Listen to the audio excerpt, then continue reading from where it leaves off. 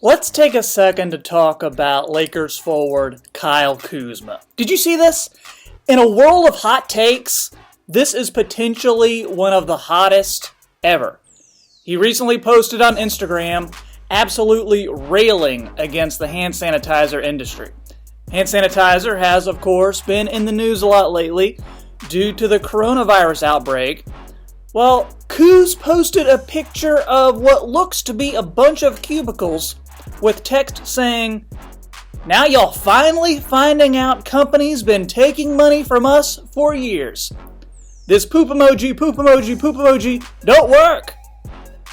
So while the majority of the country practices the new favorite pastime of Netflix and social distancing, Kuzma decides to go in a completely different direction. I don't know, maybe he's been talking with his friend and actress Vanessa Hudgens, who recently created her own corona controversy. It's a virus, I get it, I respect it, but at the same time, even if everybody gets it, yeah, people are gonna die. It's just terrible, but inevitable?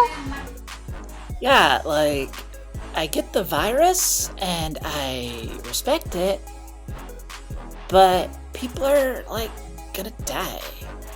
Isn't that just inevitable?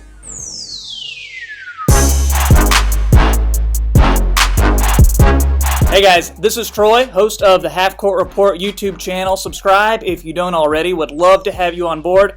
The NBA is suspended, but this channel is not going anywhere. New videos coming out all the time. Also hit me up on Twitter at Half Court Report.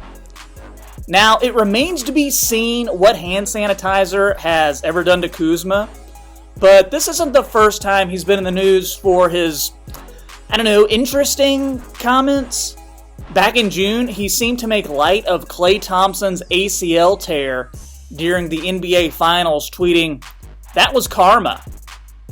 He also got caught up in a beef with his own trainer and teammate LeBron James when the trainer accused LeBron of not working as hard as crosstown rival Kawhi Leonard. Kuzma and former teammate Lonzo Ball even roasted each other so hard during their rookie seasons that Lakers management had to step in to say, "Hey, cool it, fellas. Calm it down." He also complained that a potential trade away from the Lakers would stunt his brand. Oh yeah, and he also spent the majority of the season doing his best Eminem impersonation. Hey, maybe it's a Michigan thing. I don't know, but Kuzma is a different kind of dude, and that's fine and all, but what is it about players that wear number 0? Maybe it's me, but ever since the number started gaining in popularity, it seems like it's reserved for the players who have a little bit extra chip on their shoulder, or players not afraid to speak first and then deal with the repercussions later. So what's the history behind it? In this video, we're looking at some of the more notable NBA players to ever rock that jersey. Do the ones who wear it just seem to naturally court controversy? Is the number becoming so popular that it's transcending that stereotype? Or is it part of something completely different? Alright, so we have to start with a little bit of history about the number 0. It's outlawed in the NHL and the NFL. You won't find anyone wearing it there. Only 21 players have worn it in Major League Baseball. But in the NBA, 107 players have worn the jersey, beginning with Johnny Jorgensen of the Chicago Stags back in 1948. He wore the number for a grand total of 1 game. And it wouldn't be seen again until 1982 by Orlando Woolridge, also playing for Chicago, but by this time it was the Bulls franchise. His reason for wearing it, the 0 was like O. First letter in his name. He'd be the NBA's lone 0 until about 10 years later when Olden Polynice adopted it too. Yep, another O name. O is a vowel, a letter in the alphabet. O, O, O, O. Other players have also used the jersey to signify a letter, like Portland's Damian Lillard, who is from Oakland, went to college in Ogden, Utah, and now plays in Oregon. The Sixers' Josh Richardson wears it to rep his Oklahoma roots. And the Cavs' Kevin Love hails from Oregon and now plays in Ohio. But others have worn it to signify a fresh start, such as Myers Leonard after his trade to the Miami Heat, or DeMarcus Cousins after his move from the Kings to the Pelicans. Russell Westbrook has said he wears 0 because it helps you get going. It helps you get the swag back. And then the Bulls' Kobe White says he wears it to honor the video game Mortal Kombat and Sub-Zero. Excellent.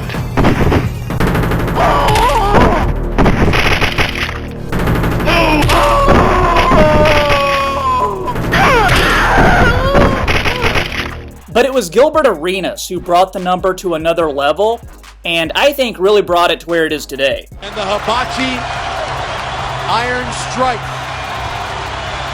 Arenas drives, puts it up, he scores at the buzzer! Wow. Gilbert Arenas hits the game winner for Washington! Checks the clock. Gilbert for the win. Got another one! He is amazing! His nickname was even Agent Zero, a testimony to the scarcity of the number in the league at that time. For those of you who don't remember Arenas, he was a second-round pick out of Arizona by Golden State. He played for the Warriors for a couple years in the early 2000s before signing with the Wizards. And the Wizards were a team he picked over the Clippers because of a coin flip. Best out of 10, then doing the opposite. I always go against the odds, Arenas would later say in an interview with the Washington Post. When the Clippers came up 8 times, I was like, I don't go with the grain. I go against the wave. I go upstream. And that's not even the weirdest thing he did. There are reports that Arenas played in shoes a size and a half too small, so his feet wouldn't look too big. He also admitted to keeping the dealer plates on his car for months so he could run red lights without tickets. And he also said he converted his house to at all times reflect the Colorado altitude. He said that was, of course, to give him more endurance during games. And that embodies Gilbert Arenas, and to a greater extent, the supposed attitude of many players who wear 0 today. It's their way to say, like, I'm different. I've got a point to prove. You think I'm a 0? I'll show you what a 0 really is. And Arenas wore it because he claims people told him 0 was the number of minutes he would play in college. And that number became part of his identity in many ways. There was the aforementioned Agent Zero moniker, but look what happened before he took a free throw. The ball always going around his waist like a 0. It's like he used the number to fuel him day in and day out. And that holds true with players today. And for a while, Arenas was awesome. He had about a 5-year stretch where he was one of the best players in the league. Look at these numbers, 18, 5, and 6 his second season. He even got Most Improved Player that year.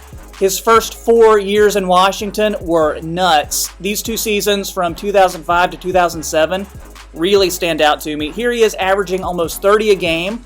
His career ended up getting derailed by injuries and just poor off-the-court decisions. But this guy was James Harden before there was a James Harden. But you got your rhythm going now. For all his faults and missteps, Arenas made 0 a cool number for players to wear. Arenas is somebody who put that number on the map, and the player I think lots of NBA fans remember first when they see 0 on a jersey. You know how many players in NBA history wore 0 before Arenas? 9. This chart from SB Nation is from 5 years ago, but gives you an idea of the numbers explosion. Just this season alone, 23 players, including past All-Stars like Jeff Teague, Andre Drummond, D'Angelo Russell, all wore number 0. Celtics forward Jason Tatum, one of the league's rising superstars, is on record saying he wears 0 because of Gilbert Arenas. Even players like Nick Young and Andre Blatch, former teammates of Arenas in Washington, adopted the number when they went on to play for different teams. Tying this all back together with Kyle Kuzma, Nick Young said he knew his tenure with the Lakers was coming to an end when Kuzma, a rookie at the time, was given 0 for his number. And how much hand sanitizer does Kyle Kuzma use? 0.